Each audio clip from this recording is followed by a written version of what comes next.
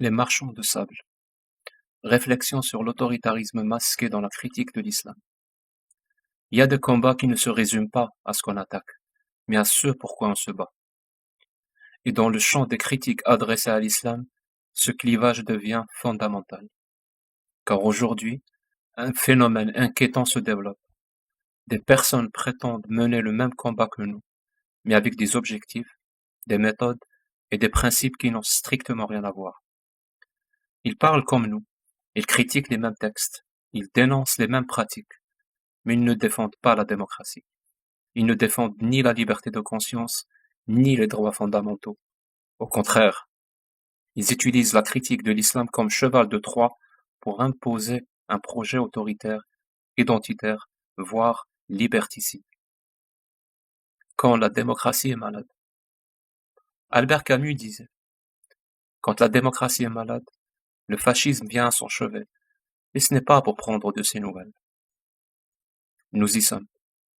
Une partie du discours critique à l'égard de l'islam est aujourd'hui récupérée par des marchands de sable.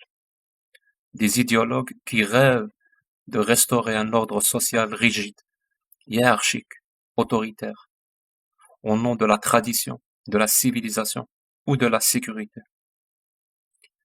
Leurs propositions sont révélatrices. Interdire le voile dans l'espace public, non pas par souci des femmes, mais pour punir leurs différences. Restreindre les libertés religieuses, non pour protéger l'État laïque, mais pour ériger une nouvelle norme dominante. Désigner l'islam non plus comme une religion, mais comme une entité étrangère à exclure. Cela ne s'appelle pas défendre la liberté, ça s'appelle changer de maître. L'illusion de la démocratie autoritaire. Certains tentent de justifier ces dérives par un oxymore pratique, une soi-disant démocratie autoritaire. En réalité, c'est un masque.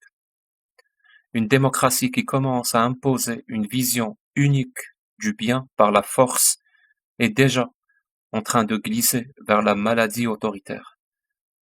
L'histoire le montre. On ne guérit pas une théocratie par la tyrannie inverse. On ne libère personne en remplaçant un voile imposé par un voile interdit. Ce que nous défendons. Il est temps de marquer une frontière nette. Nous ne sommes pas dans le même camp que ceux qui veulent instrumentaliser la critique de l'islam pour attaquer les musulmans, détruire les libertés ou imposer une culture unique. Nous défendons l'article 18 de la Déclaration universelle des droits de l'homme. Le droit de croire, de ne pas croire, de changer de religion, de la critiquer, de la quitter ou de la pratiquer librement. La liberté des femmes à disposer de leur corps et de leur apparence, sans que ni un imam, ni un préfet ne décide pour elles. L'égalité de traitement. Pas de privilège pour les religions, mais pas de persécution non plus. Le droit de critiquer les idées sans humilier les personnes. Notre combat est démocratique, humaniste et universaliste. Il ne vise pas à remplacer une oppression par une autre, mais à créer les conditions de l'émancipation pour tous. Ne confondons pas les luttes. Il y a aujourd'hui deux critiques de l'islam. L'une est motivée par la liberté, la justice et la dignité. L'autre est motivée par le ressentiment, le fantasme de pureté et la volonté de contrôle. La première s'oppose au dogme, pas aux croyants. La seconde utilise le dogme comme prétexte pour rejeter les croyants. La première combat les totalitarismes religieux au nom des droits de l'homme. La seconde prétend défendre les droits de l'homme en les piétinant. Résister aux marchands de sable. Ces faux alliés sont dangereux. Non seulement ils trahissent les principes qu'ils prétendent défendre, mais en plus, ils donnent raison aux pires défenseurs de l'islam politique, qui peuvent se présenter comme victimes d'un racisme généralisé. En brouillant les repères, les marchands de sable font le jeu de ceux qu'ils prétendent combattre. En conclusion, critiquer l'islam ne doit jamais être une fin en soi.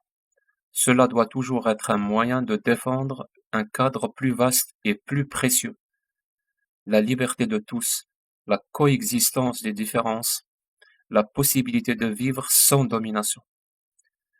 Et c'est cela que nous devons sans cesse rappeler. Ce qui compte, ce n'est pas seulement ce qu'on dénonce, mais pourquoi on le dénonce et ce qu'on propose à la place. Merci.